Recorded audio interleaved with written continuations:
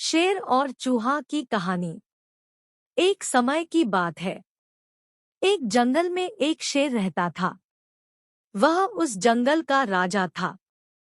वह बहुत ही शक्तिशाली था। बाकी सभी जानवर उससे डरते थे। शेर को भी लगता वो बहुत महान है। उसके जैसा पूरे जंगल में कोई दूसरा है ही नहीं। वह वीर है।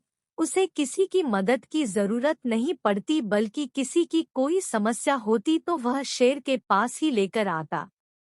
शेर का घमंड दिन प्रतिदिन बढ़ने लगा। अब तो वह पूरे जंगल में अपनी मनमानी करने लगा। जिसे चाहता मार देता। शेर अपने आगे किसी को कुछ नहीं समझता था। सभी जंगल के प्राणी उसकी इस मनमानी से तंग आ गए थे। पर वह बेचारे कर भी क्या सकते थे। वास्तव में शेर से सभी डरते थे। कोई भी उसका सामना ताकत से नहीं कर सकता था।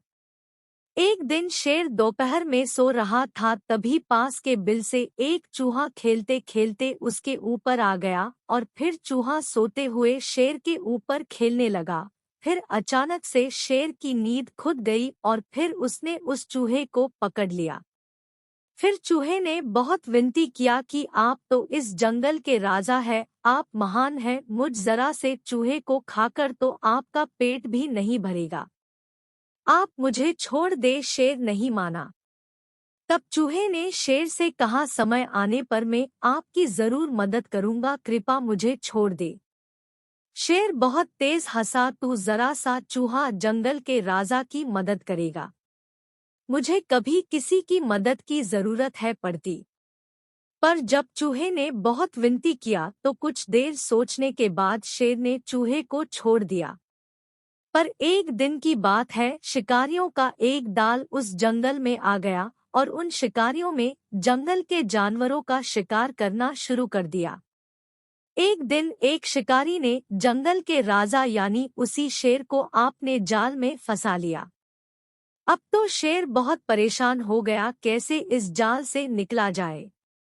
जब बहुत कोशिश करने के बाद भी वह उस जाल से नहीं निकल पाया तो चुपचाप बैठ गया।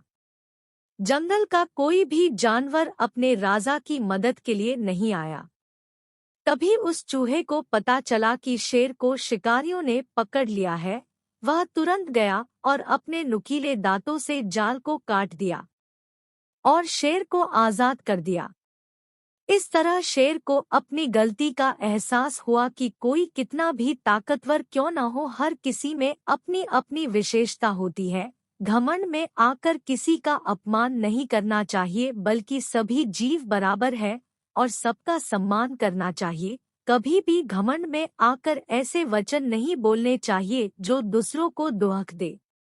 कहानी से शिक्षा। इस कहानी से हमें यही शिक्षा मिलती है कि हमें कभी भी अपनी शक्ति और ताकत पर घमंड नहीं करना चाहिए। सभी जीव एक समान है, सभी की अपनी महत्ता है।